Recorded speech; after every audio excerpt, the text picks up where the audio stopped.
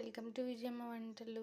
ఈరోజు నేను మా పెద్దమ్మ కలిసి ఎండు మిరపకాయలతో కర్రీ ఎలా చేసుకోవాలో చూపిస్తాం.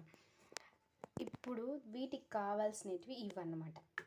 ఈ మిరపకాయల్ని మనం విత్తనాలు లోపల ఉన్న విత్తనాలు తీసేసి పెట్టుకుంటే మనకు కారం అనేది ఉండదు.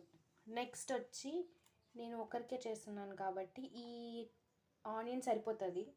దాని తర్వాత తెల్లగడ్డ, జీలకర్ర, మెంతులు మిక్స్ చేసుకుంటున్నా.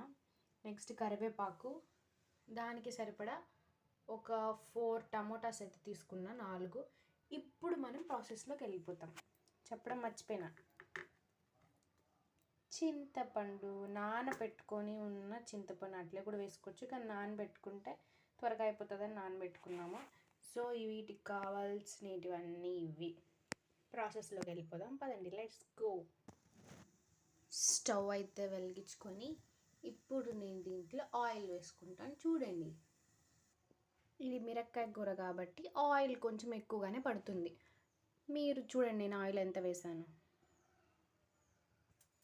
ఇప్పుడు ఇది వేగింది కాబట్టి ఉద్దిపప్పు ఆవాలు వేసుకుందాం.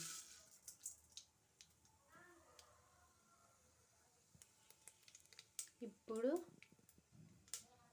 తెల్లగడ్డ, ఇప్పుడు జీలకర్ర అలాగే మెంతులు కూడా వేసుకుందాం.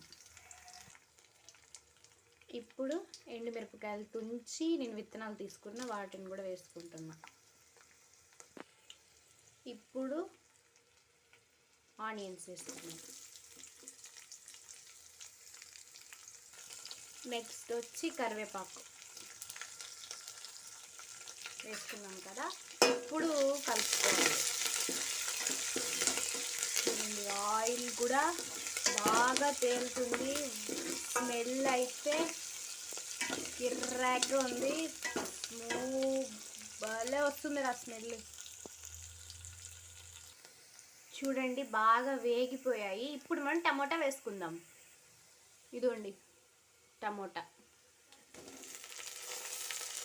వేసుకున్న వెంటనే ఇప్పుడు దాంట్లో మనం పసుపు కూడా వేసుకున్నాం. పసుపు, దీంట్లో రాళ్ళు ఉప్పు కూడా వేసుకుందాం.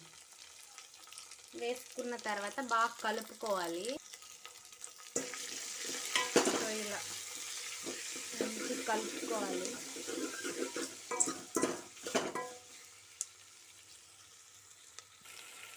చూడండి ఆయిల్ పైకి తేలింది, బాగా వేగిపోయాయి.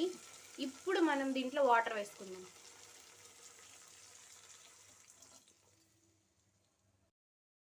ఇప్పుడు దీంట్లో చింతపండు వేసుకుందాం.